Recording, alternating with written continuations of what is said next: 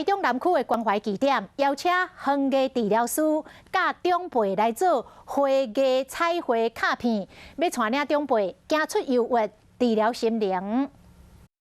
是大人伫咧卡片顶画图，虽然用影啊，甲打色花黏伫咧卡片顶，训练阿公阿嬷的手尾力。我们每一节课都有带了自己的作品回家，拿给小孙子看。阿嬷做的呢。即讲引进社福基金会特别找园艺治疗师，教是大人彩绘课程，和传统园艺课程无共款的是，因伫咧创作的过程会让看出因的身体状况。今天的作品完成之后呢，其实他们可以应用在他们身上周遭的朋友过年过节啊，可以送一些朋友，那有达到社交的作用。 最近的新闻消息拢真悲伤，就惊影响到是大人的心情。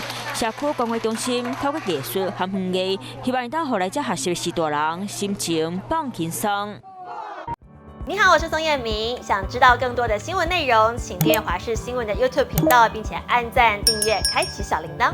另外，可以上 LINE 贴图小铺来购买华视主播的官方贴图。